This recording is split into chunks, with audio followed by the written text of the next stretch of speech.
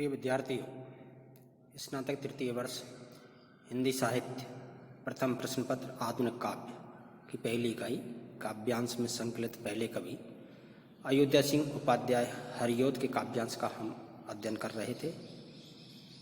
कल तक हमने 69वें छंद तक का अध्ययन किया। 70वें छंद से आज पढ़ेंगे।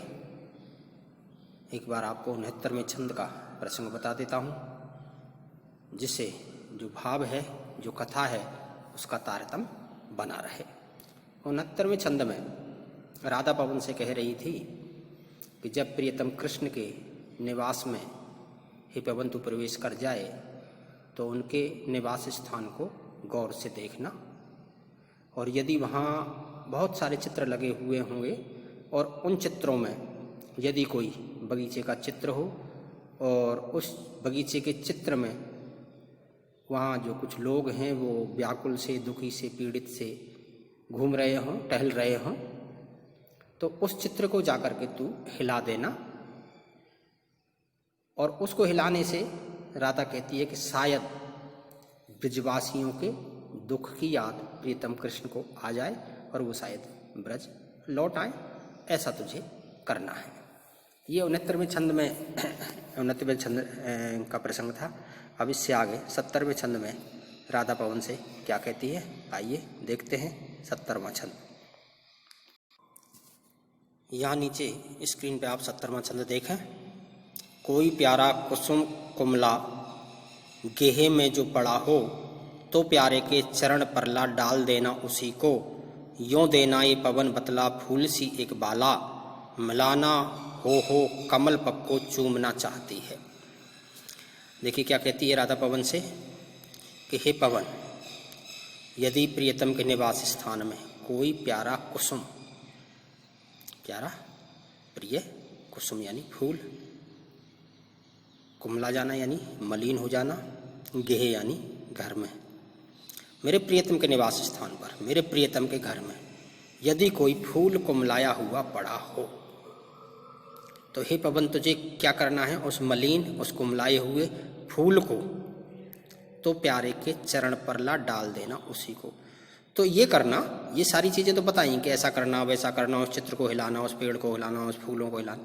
अब कहती है कि यदि कोई कुमलाया हुआ फूल ही वहाँ पड़ा हो, तो हे पवन तू ऐसा करना, मेरे प्रियतम कृष्ण के चरणों पर उसी फूल को ला करके डाल देना, कुमलाए हुए फूल को। कुमलाए हुए फूल को डालने से क्या होगा, देखिए राधा क्या कहती है, यों देना ये पवन बतला फूल सी एक बाला। तो ये बता देना, उस कुमलाए हुए फूल को मेरे प्रियतम के चरण कमलों में ला करके डाल देना, जिससे प्रियतम को ये आभास हो जाए, ये पता चल जाए, ये महसूस हो जाए। देखिए पवन से कहती है कि ये एहसास होना चाहिए क्या, कि यों देना ये पवन बतला, ये पवन उस फूल को उनके चरणों पर डाल करके, कुमलाए हुए फूल को उनके चरणों पर डाल करके ये बता देना कृष्ण को कि इस फूल की तरह ही फूल सी एक बाला, बाला कहते हैं स्त्री, युवती, फूल की तरह ही युवती जो होती है, जो स्त्री होती है, उसको भी जैसे फूल में क्या विशेषताएं होती हैं, फूल में सुगंधी होती है, फूल देखने में सुंदर लगता है, फूल कोमल होता है, वैसे ही जो स्त्री होती है वो भी कोमल होती है, सुंदर होती है। तो यहाँ पर राधा पवन से कहती है कि ये बतला देना कि हे कृष्ण, ऐसे ही एक फूल जैसी कोमल सुंदर स्त्री इसी फूल की तरह मलिन हो गई है, कुमला गई है तुम्हारे वियोग में। तो यहाँ देखिए फूल सी, राधा की तुलना फूल से की गई है, इसलिए पहले भी मैंने बताया सासी से समानता सूचक शब्द आ जाए, इसलिए यहाँ उपमा अलंकार होगा। और क्या बतला देना, ऐसे ही एक फूल सी बाला, एक कोमल सुंदर स्त्री तुम्हारे प्रेम में मिलाना हो, मिलाना यानी मलिन, दुखी, पीड़ित। जब फूल कुमला जाता है तो कैसा मलिन हो जाता है, अच्छा नहीं लगता है। ऐसे ही वो कोमल स्त्री, वो सुंदर स्त्री राधा इस तरह से हो गई है, मिलाना हो कमल पग को चूमना चाहती है। वो मलिन होकर के, दुखी होकर के, कुमला करके क्या करना चाहती है, कमल पग कमल रूपी पैर को, पग यानी पैर, चरण, आपके कमल रूपी चरण कमलों को चूमना चाहती है। उस कुमलाए हुए फूल को चरणों पे लाके डाल देना। देखिए जैसे वो कुमलाया फूल चरणों पे पड़ेगा तो उसको ये आवाज दिला देना, एहसास करा देना कृष्ण को कि ऐसे ही एक फूल सी कोमल सुंदर सुशील बाला श्री राधा जी मलिन होकर के तुम्हारे चरण कमल को चूमना चाहती हैं। तो यहाँ देखिए कमल पग को, पैरों को कमल बना दिया गया है। जहाँ एक का रूप किसी दूसरे का रूप धारण कर दिया जाता है, बना दिया जाता है, तो पैर को क्या बना दिया? कमल का फूल। तो यहाँ पर क्या होगा? रूपक अलंकार होगा। म्लाना हो कमल पग को चूमना चाहती है, मलिन हो करके तुम्हारे चरण कमलों को चूमना चाहती है, ये एहसास करा देना। और इससे आगे 71वां छंद देखें। 71वां छंद, जो प्यारे मंजू उपवन या बाटका में खड़े हों, छिद्रों में जा क्वणित करना वेणुसा कीचकों को, यों होवेगी सुरति उनको सर्व गोपांगना की, जो है वंशी श्रवण रुच से दीर्घ उत्कंठ होती। हे पवन, जो प्यारे, जो प्रियतम कृष्ण मंजू उपवन या बाटका में खड़े हों, यदि कहीं सुंदर बगीचे, बाग, वाटिका में खड़े हों। हे पवन, यदि मेरे प्रियतम कृष्ण कहीं सुंदर बगीचे में, बाग में, वन में खड़े हों, तो क्या करना? उस वन में जहाँ वो खड़े हैं, उस वाटिका में जहाँ वो खड़े हैं, उस जंगल में जहाँ वो खड़े हैं, क्या करना है? छिद्रों में जा क्वणित करना वेणुसा कीचकों को। उस जंगल में, उस वन में, कीचक कहते हैं बांस, वेणु कहते हैं बंसी, बांसुरी, क्वणित कहते हैं बजाना। तो क्या करना है? उन बांस के छिद्रों में जा करके, छिद्रों में जा क्वणित करना। बांसुरी भी बांस के ही बनती है। बांसुरी में छेद होते हैं और जब उसमें मुंह से हवा दी जाती है तो वो बजती है, उसमें ध्वनि निकलती है। तो क्या कहती है कि जिस वन में, जिस उपवन में, जिस बगीचे में मेरे प्रियतम कृष्ण खड़े हों, तो वहाँ बांस के पेड़ों के छिद्रों में जा करके क्या करना है? क्वणित करना, बजाना। कैसा? वेणुसा, वेणु बांसुरी के जैसा, कीचकों को यानी बांस को। तो उन बांसों को तू उनके छिद्रों में प्रवेश करके बांसुरी के जैसे बजाना, बंसी के जैसे बजाना। उससे क्या होगा? पवन कहती है, यों होवेगी सुरति उनको सर्व गोपांगना की। जब तू उन बांसों को बंसी की तरह बजाएगी तो उझे, सुरति कहते हैं याद। तो श्री कृष्ण को क्या होगी? सुरति यानी याद। किसकी? सर्व यानी सभी, गोपांगना सभी गोपों की, सभी गोपियों की। क्योंकि जब कृष्ण बंसी बजा देते तो बहुत ब्रज की जो गोपियां हैं, सारी गोपियां इकट्ठे होकर के आनंद लेती थी। सभी बंसी की धुन सुनने के लिए आती, मोहित हो जाती थी, मुग्ध हो जाती थी। तो राधा वही याद दिला रही है, जब तू उन बांसों को बांसुरी की तरह बजाएगी तो कृष्ण को समस्त ब्रज गोपिकाओं की याद आ जाएगी कि जब बंसी बजती थी तो कैसे ब्रज गोपिकाएं इकट्ठी होकर के आनंद लिया करती थी। जो है वंशी श्रवण रुच से दीर्घ उत्कंठ होती, बंसी की धुन सुनने के लिए। बंसी श्रवण, श्रवण यानी सुनना, रुचि यानी आनंद के साथ में, रुचि के साथ में। दीर्घ उत्कंठ होती, बहुत ज्यादा उतावली होती थी, उत्कंठ होती थी। ये याद कृष्ण को आ जाएगी।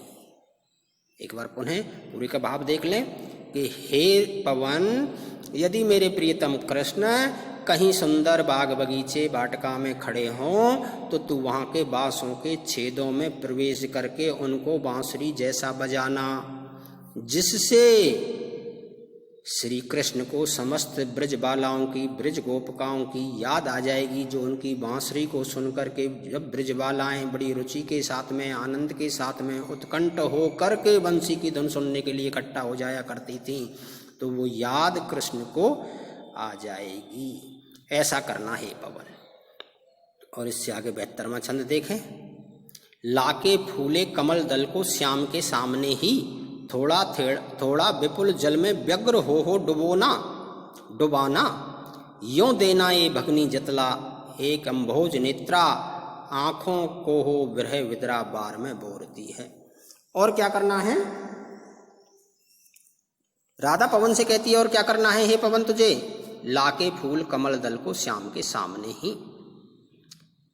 वहां पर कोई खिले हुए कमल पुष्प को श्याम के सामने ला करके डाल देना। लाके फूले यानी खिले हुए, कमल दल यानी कमल के पुष्पों को श्याम के सामने ही, थोड़ा थोड़ा विपुल फूले हुए खिले हुए कमल दल को श्री कृष्ण के सामने, मेरे प्रियतम के सामने क्या करना है? कमल पानी में खिलते हैं तो क्या करना है?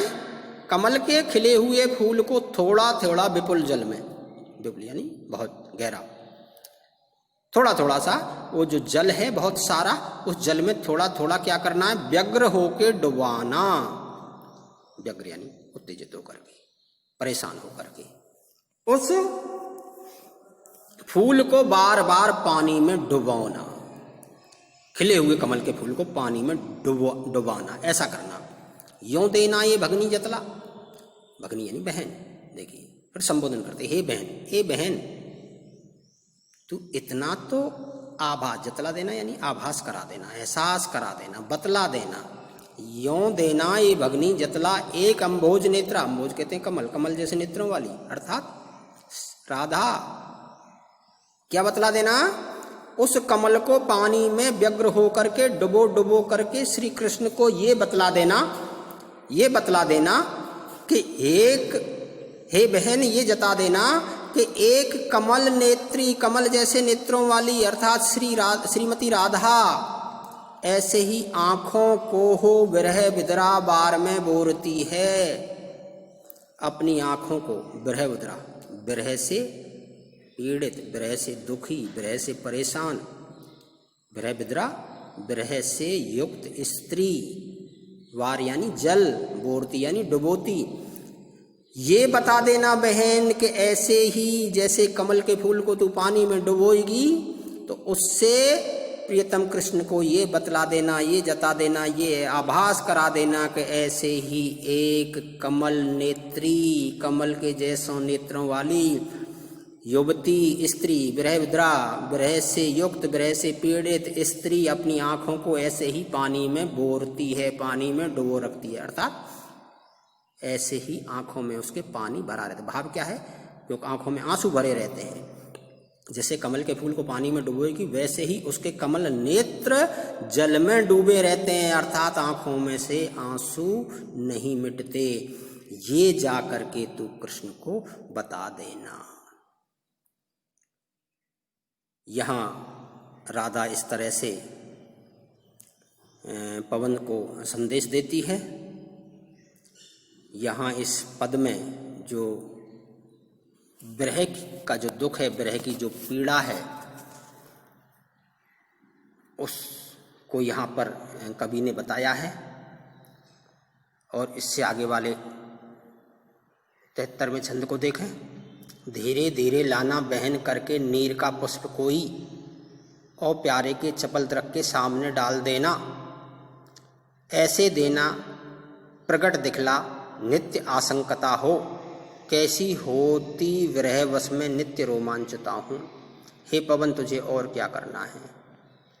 उस पानी में धीरे धीरे लाना बहन करके नीर का पुष्प कोई, उस पानी से कोई पुष्प बहा करके लेके आना। बहन करके बहाना, नीर यानी जल, जल में से किसी भी पुष्प को उस जल पे बहा करके लेके आना। और ला करके क्या करना है? और प्यारे के चपल द्रग के, जो चपल यानी चंचल, द्रग यानी नेत्र, उसके चंचल नेत्रों के सामने उस पुष्प को ला करके डाल देना। पानी में किसी फूल को, बहते हुए फूल को बहा करके लाना और मेरे प्रियतम कृष्ण के नेत्रों के सामने उस फूल को डाल देना। और ऐसा देना प्रकट दिखला, डाल करके ऐसा प्रकट कर देना, ऐसा जता देना, ऐसा एहसास कर देना, ऐसा एहसास करा देना, ऐसे देना प्रकट दिखला नित्य आशंकता हो। क्या एहसास कराना है कृष्ण को? कि ऐसे ही तुम्हारी प्रियतमा राधा नित्य आशंकित होती है, डरती है, भयभीत रहती है। कैसी होती विरह बस में नित्य रोमांचता हूँ। और क्या एहसास करा देना? राधा मैं, राधा खुद कह रही है, इसलिए मैं जो है राधा के लिए संबोधित हुआ है। कैसी होती ही ये करा देना कि मैं अर्थात राधा कैसी विरह के वश में नित्य रोमांचित रहती है। विरह के वशीभूत होकर के कैसी रहती है? रोमांचित रहती है। मिलने के लिए, दर्शनों के लिए, चरणों के स्पर्श के लिए वो रोमांचित भी रहती है, डरती भी है, आशंकित भी रहती है। हे पवन, ये जाकर के तुझे वहाँ कृष्ण को जता देना है, बता देना है। ये 73वां छंद और 74वां छंद देखें। बैठे नीचे बिटप, जिस बिटप के श्याम हो में उसी का, कोई पत्ता निकट उनके नेत्र के ले हिलाना, यों प्यारे को विदित करना, चातुरी से दिखाना, मेरे चिंता विजित चित्त का क्लांत हो कांप जाना। और क्या करना है तुझे? बैठे नीचे जिस बिटप के श्याम हो में उसी का। यदि मेरे प्रियतम कृष्ण, बिटप कहते हैं वृक्ष, यदि मेरे प्रियतम श्री कृष्ण किसी वृक्ष के नीचे बैठे हुए हों तो तुझे क्या करना है? उसी वृक्ष का कोई पत्ता निकट उनके नेत्र के ले हिलाना, उसी वृक्ष का कोई पत्ता ले जा करके उनकी आंखों के सामने, नेत्रों के सामने बार बार जा करके हिलाना है। उससे क्या होगा? यूं प्यारे को विदित करना, जिससे विदित यानी जानना, वही एहसास कराना, समझना। ऐसा करके उस पत्ते को, उसी पेड़ के नीचे बैठे उस पत्ते को ले जाके उनके नेत्रों के सामने हिलाना, जैसे प्रियतम कृष्ण को ये विदित हो जाए, ये समझ में आ जाए। करना चातुरी से दिखाना, लेकिन ये सारा काम चतुराई से करना है। एक पत्ते को, उसी वृक्ष के नीचे बैठे उसी पत्ते को बार बार चतुराई से हिलाना है, जिससे उनको ये बता देना है, ये जता देना है, ये एहसास करा देना है कि मेरे चिंता विजित चित्त का, मेरे यानी राधा के लिए आया है। राधा कहती है ये जता देना, ये बता देना कि राधा का जो चित्त है, जो मन है, चिंता विजित, चिंता ने विजय प्राप्त कर ली है उन पर, चिंता से वो युक्त है। ऐसे चिंता से युक्त जो राधा का मन है, क्लांत हो कांप जाना। जैसे ये पत्ता हिल रहा है आंखों के सामने, वैसे ही चिंता से राधा का चित्त, राधा का मन क्लांत हो गया है, कांपता है, दुखी होकर के। चिंता से, क्लांत यानी दुखी होना, कांप जाना, दुखी होकर के कांपता है। राधा का जो हृदय है, राधा का जो मन है, वो चिंता से कांपता है, दुखी होता है। तो ये एहसास करा देना। ये 74वां छंद था। इससे आगे हम कल पढ़ेंगे।